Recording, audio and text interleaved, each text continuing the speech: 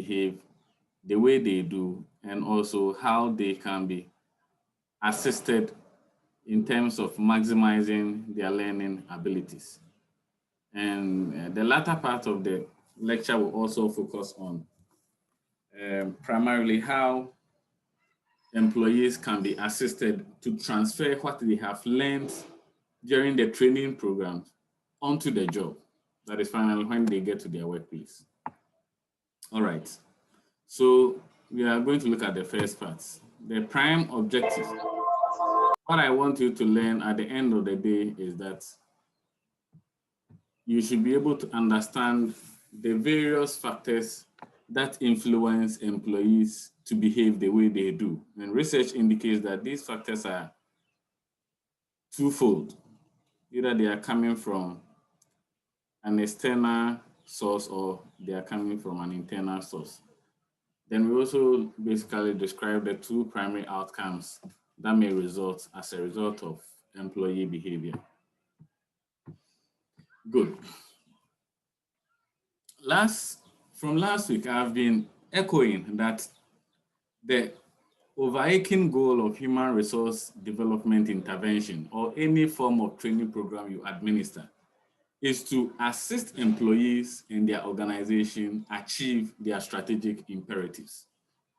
And the major focus of most HRD interventions is also geared towards changing employee behavior. Now, this indicates that as prospective interventionists, we envisage that if you're able to provide employees with the requisite knowledge, skills, and abilities they need to perform on their job successfully, we also expect that it will translate into the accomplishments of their individual and organizational goals. It therefore becomes necessary that we take a stronger look at what in the first place employee behavior is, so that by understanding it into details, we also move ahead to know how, as an interventionist, we will control it to attain our desired outcome. Once again, if you want to ask a question, just raise up your hand. Please don't turn your microphone on. If I find you doing that consistently, I will just take you out of the class. The session is being recorded, and I envisage that by the end of the lectures, those who were not able to participate can at least visit the material and make good use of it. So please make sure your microphones are always turned off. Thank you. So the main purpose of this lecture is to introduce students to factors that influence employee behavior.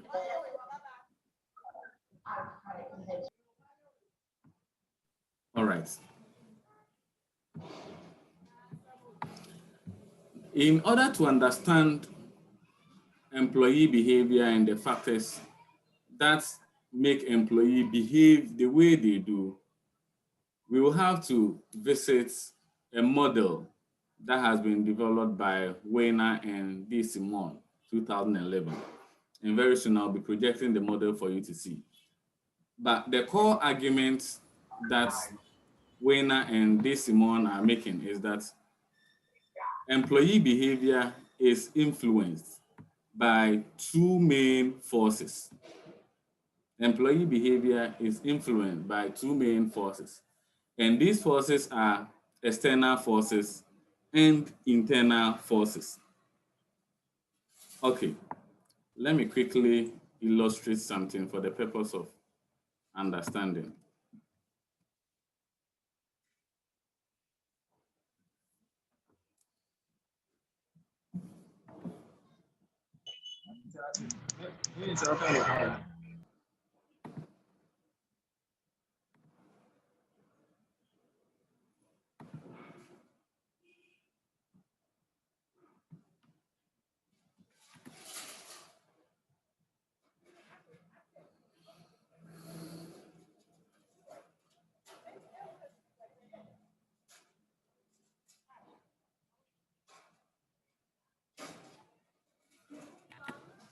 And by the way, today the Zoom account I'm using is actually not the school's one.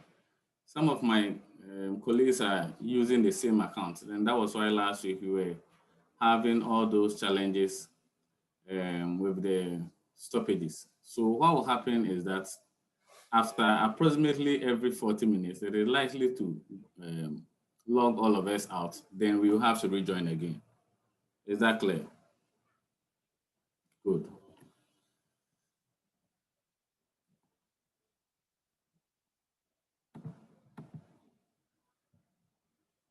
Can you see my screen? Yes, sir. What are you currently seeing there? Now it's blank. Good, very good. So when we say an employee's behavior is influenced by two main forces, which are the internal and external forces. Let's just assume that this is a building premise within which this individual works. Now, when we talk about external forces that influences an employee's behavior, we are referring to all the factors that are outside this individual.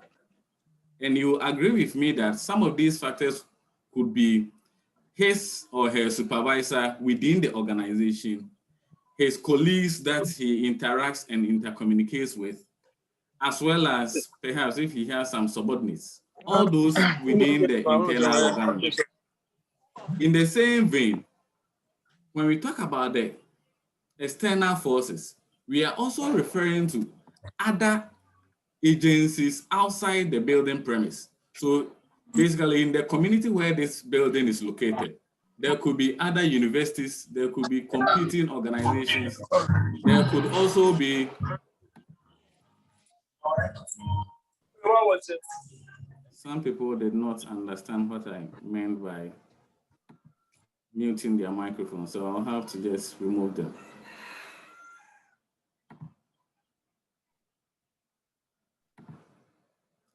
Good. Now, when we talk about the external environment, another component also has to do with other agencies that will be situated outside this building. So outside this building, you will have other competing organizations located here. You also have other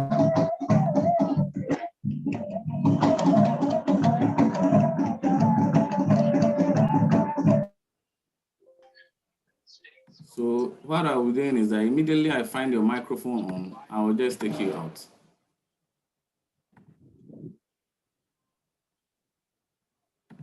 Good.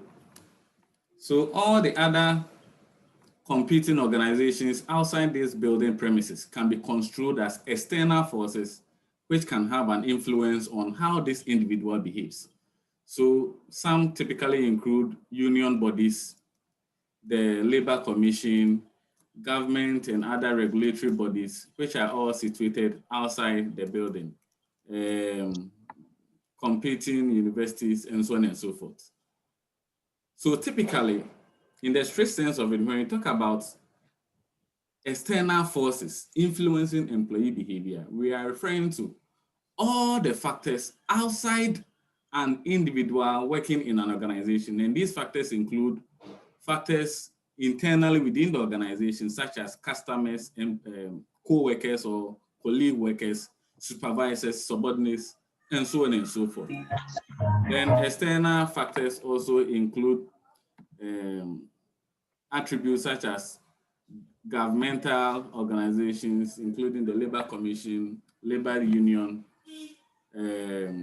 other regulatory agencies in the community of practice. Good. So let's make progress. So all that is here, I have basically used a diagram to explain it. And when we talk about external forces, there are those factors found in the external environment. But external environment in the sense that it is outside one, either outside the organization, or two, internally within, within the internal organizations, that is inside the organization. And when we talk about the internal forces, They are those features which are within an individual. So an issue like an employee's level of motivation, their attitude, their personality, the core competencies that they possess in terms of their knowledge, skills, and abilities.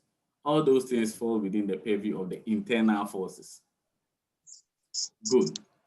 So basically, these are the factors that influence employee behavior. Another thing that I want to draw your attention to is the assumption underpinning the model by Werner and Desimoni. Two main assumptions underpin his theorization and explanation of the model. And the first assumption is that he believes both external and internal forces interact or combine to produce a given behavior. In other words, the government or any regulatory body which is outside the organization can formulate certain policies and practices which can affect how the organization also treats an individual in there. So that is how the external and internal forces interact. Then secondly, Werner and Desimoni also believe that send the link to both your email and your home.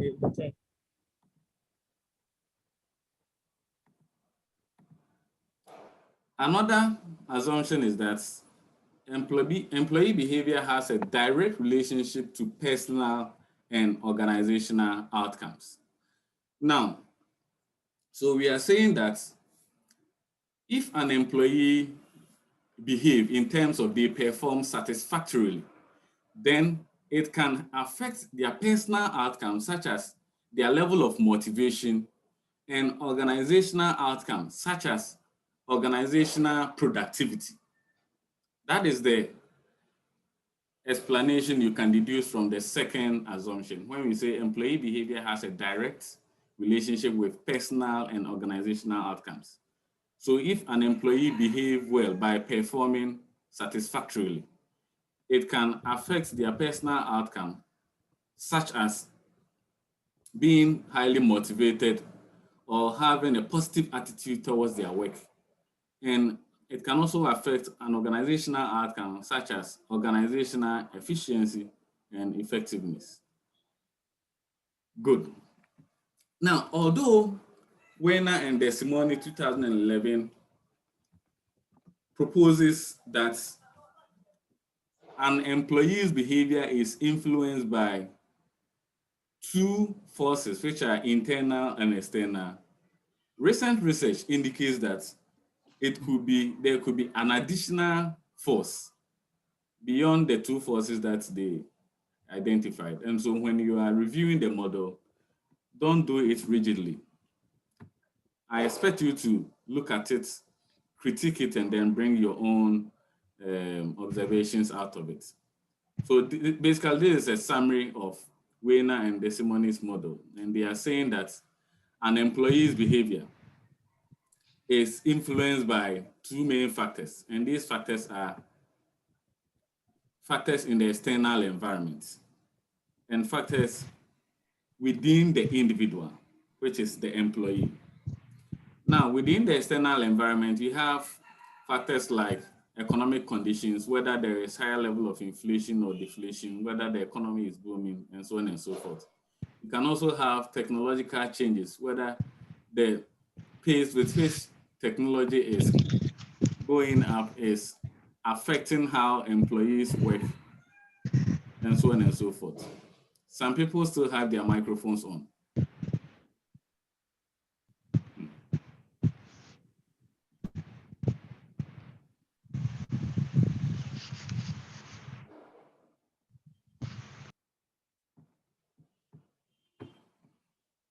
Good.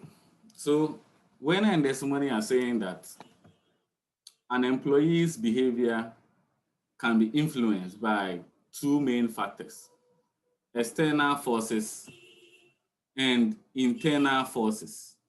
Now, the external forces can be construed as factors either within the internal business environments or outside the business environment. And the outside ones include economic conditions, technological changes, labor market conditions, law and regulations that are formulated by government, and labor union provisions and their initiatives. Then within the organizational context, which is also outside the individual, some of the forces include supervisory roles, co-worker relationship, and the organizational policy and provisions in terms of rewards that they will use to compensate employees for their contribution to organizational success, the organizational culture, which regulates why people have to conform and manifest certain behaviors, and the job design, which basically denotes the deliberate and conscious structure within which working proceedings will be coordinated. So all these things are factors in the external environment, factors external to the individual, but some are within the organization and some are without the organization. And within the employee, we have factors such as the employee's level of motivation. So whether they are highly motivated with the job that they are doing or their level of satisfaction is very low. Then their attitude, which also basically talks about their, their evaluation of stimuli within the organizational context, whether they believe that their efforts will yield favorable results, and so on and so forth. And the knowledge, skills, and abilities, basically the credentials that they possess, which make them unique as far as dispensable factors are concerned. Now, the first assumption says that these factors, which is the external forces and internal, interact to create employee behavior. So when the economy is booming, and for that matter, the reward structures in an organization is very, very substantial, then the employee will have a positive attitude towards their organization. Their level of motivation will also go up.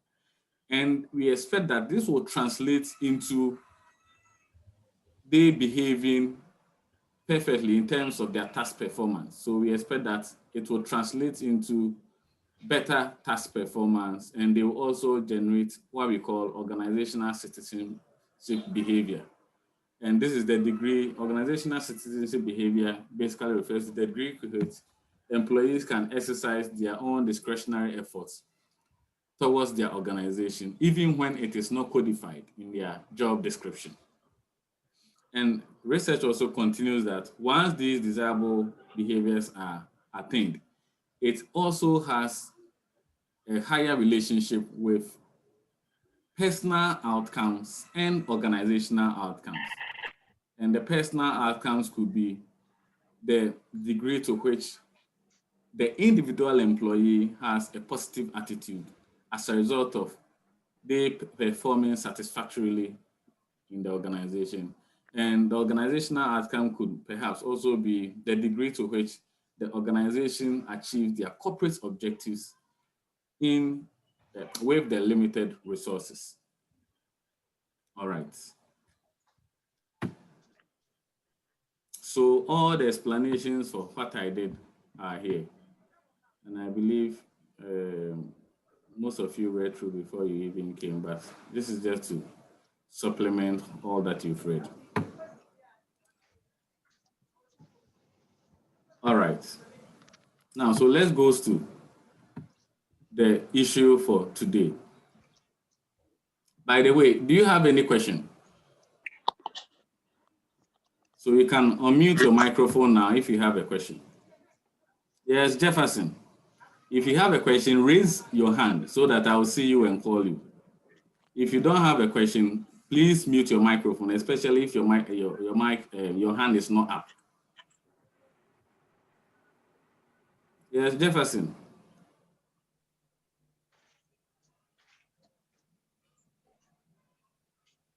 Okay, let me go to Alex. Alex Kwesi.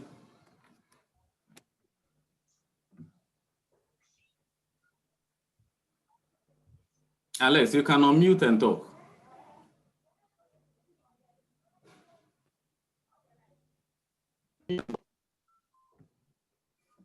Alex, you can unmute and talk.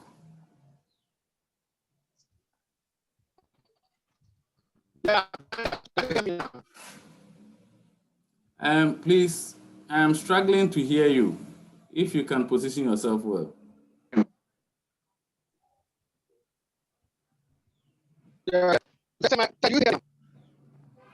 Hello. Hello. Okay. So let's make progress. We are now going to look at learning and how it is related to human resource development. And as I said from last week, human resource development incorporates and make good use of learning techniques. And so it will not be out of place for us to first of all understand what learning is and why we construe it as something which is substantial to HRD interventions. Some of you still have your microphones on.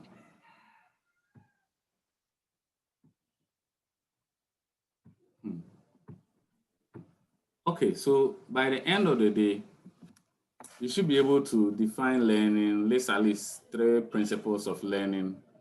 Then you should be able to identify the 3 broad categories of issues that can be adopted to maximize learning. And you should also be introduced to training designs and how it can be used to maximize learning, the factors that affect transfer of training, and how individual differences affect the learning process.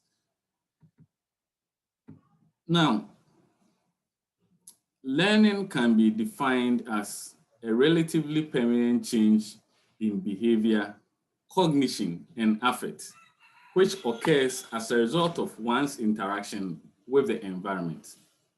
Now, basically, when we talk about learning, we are expecting that one must have encountered some situations or issues in their environment. And as a result of that encounter, the way they behave, the way they think, and the way they feel towards issues or circumstances surrounding them is supposed to change. So this definition has 3 main focal areas, or there are 3 main things that you can deduce from learning. The first issue is that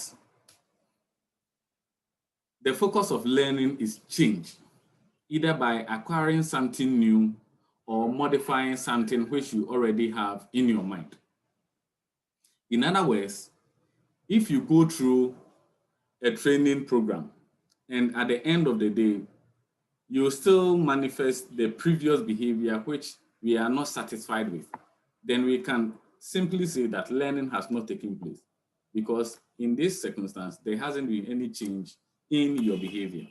So the change component is crucial. The second one also has to do with the relative permanence, the relative permanence component of the definition. We are anticipating that the change must be long-lasting before we can say learning has actually taken place. In other words, if immediately after a training program, you are able to recall all that was taught, but weeks after you cannot recall it, then it means the information was not properly processed. And so learning did not take place effectively. That is the second aspect of the definition that I want you to pay attention to. And the third aspect of the definition has to do with the components of our attitude which it intends to change. And these components are the behavioral, the cognitive, and the affective components. When we talk about the behavioral components that we intend to use learning to change, we are basically referring to our actions, our inactions, and our interaction with people around us. So all those things fall within the purview of behavioral. Now, the cognitive or the cognition component that learning intends to change I didn't has to activate do them with like that screen. Perfect.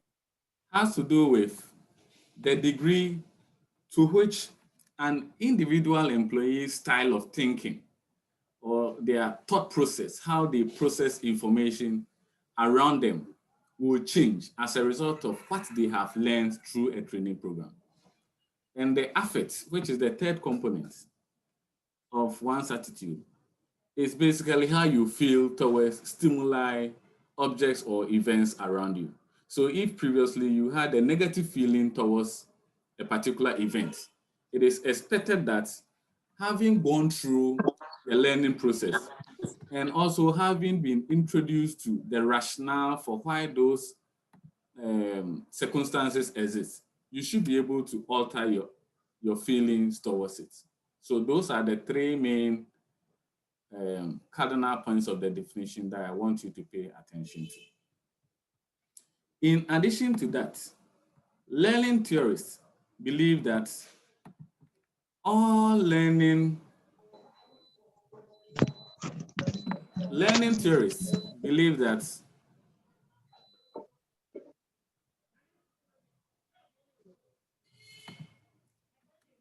okay, learning theorists believe that all learning initiatives have one cornerstone, and this is what we call the concept of association. Depending on the book you read, you are likely to come across associationism instead of association. Now, when we talk about the concept of association, it simply means that by pairing two or more cognitions during a learning process, the presence of one of these cognitions should invoke another cognition. In other words, when you are trying to teach people during a training or a seminar program, and you want them to actually assimilate all the information you are bringing on board, then at any point in time, there should be some form of association that comes along with whatever you are teaching and the examples you are also citing. Now, so closely akin to the concept of associationism are three main learning principles, which is expected to underpin all training interventions. So irrespective of your target audience, in terms of a training intervention you are trying to administer, it should accommodate these three learning principles. And this is advocated by learning theories such as Edward L. Thorndike and B.F. Skinner. The first principle is the principle of contiguity, which is just like the concept of associationism. And by contiguity, we are basically saying that whenever objects are experienced together, they tend to become associated with each other. Typical example is the color red. Whenever we talk about color red or we picture color red, depending on the environment where you grew up, you are likely to make reference to Valentine's Day, or if you grew up around Legon campus, you are also likely to make reference to Vandal City, because that color has been constantly associated with the way they behave and the way they also project themselves. So that is the issue of contiguity, the degree to which two or more objects which are experienced together will tend to be associated with each other. Then the second one is the law of effect. The basic tenets of the law of effect is that whenever behaviors are closely followed with pleasurable experiences, then these behaviors has the likelihood to be repeated. In other words, when an employee exhibits a positive behavior and that positive behavior is followed up with a positive reinforcement or something that they cherish, like a reward, a praise, or a recognition, then the chances that that behavior will be repeated in the near future is high. And that is the law of effect.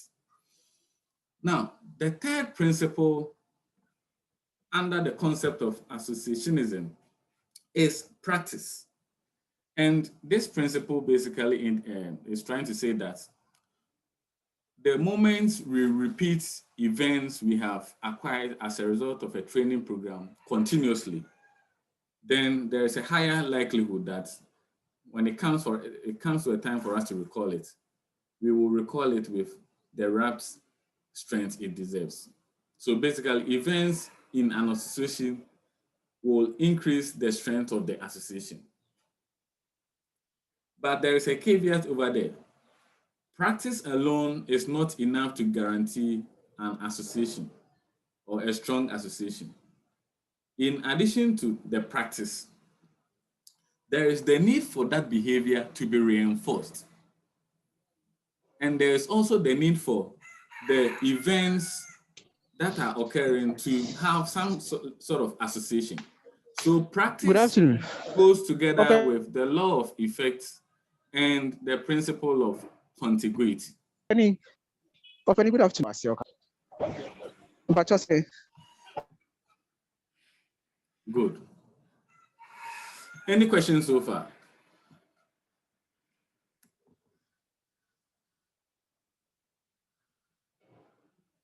Any question? Sir, please. Can you go over the law of effects again? Okay, I didn't get it.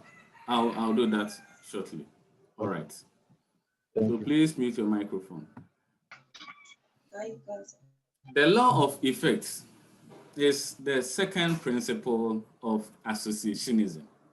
And it is basically saying that whenever we put up a behavior and that behavior is followed up with a positive reward or something that we cherish, because we have a lot of admiration for the reward, it will incentivize us to repeat the behavior in future.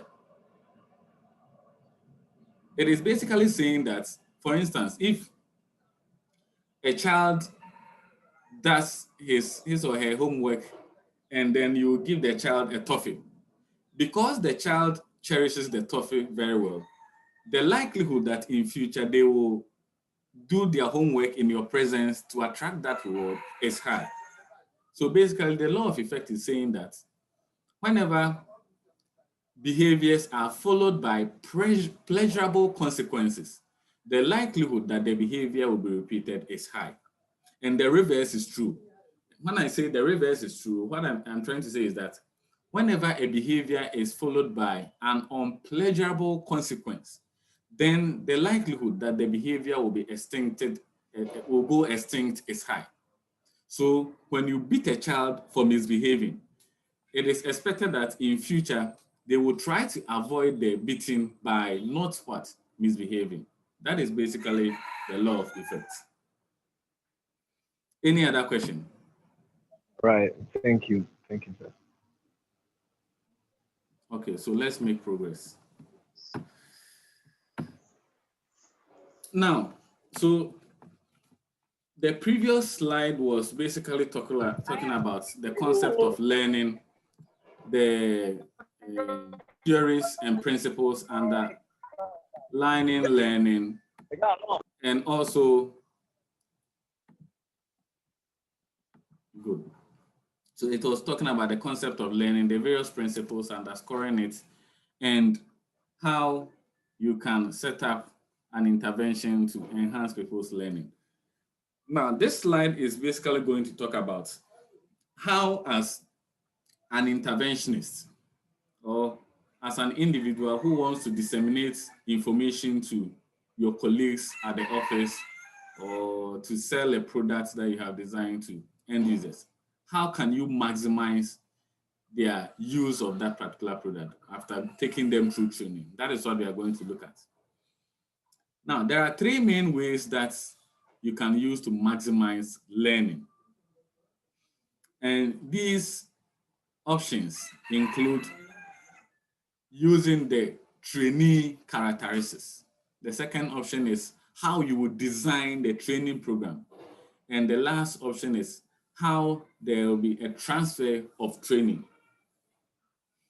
Now, when we talk about trainee characteristics, we are basically referring to the features of the people that you are going to administer the training intervention to. So what are their demographic characteristics? What is their age, their level of education, and so on and so forth.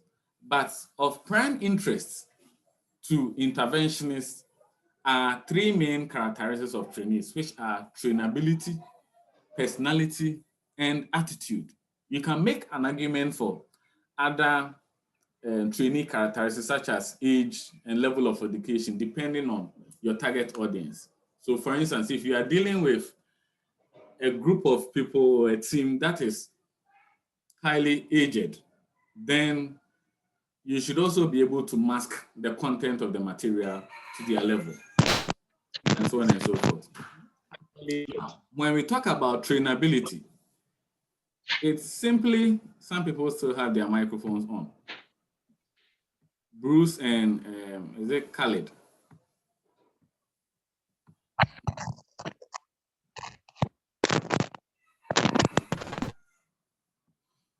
When we talk about trainability, we are basically referring to the extent to which the trainees are ready to receive the training intervention you intend to administer. So how ready are the trainees? When I say how ready are they, I'm referring to their level of motivation for the training program and also their level of ability. When you administer an intervention of which trainees do not have the ability in terms of knowledge, skills, and capacity to contain it, then it will be a waste of time. That is why I mentioned earlier on that you have to look at your target audience and then you administer a content which suits their background. In the same vein, when your trainees are thinking about something else, they are fixated about today being Valentine or Manchester United match that they are going to watch this afternoon, and their attention and focus is at that particular place, and you are teaching them, definitely there will be that sort of divided attention. So you can construe that the trainees are not ready. So that is one key characteristic of trainees that you have to consider. Then the second one has to do with the personality of trainees. And when we talk about personality, we are referring to the relatively stable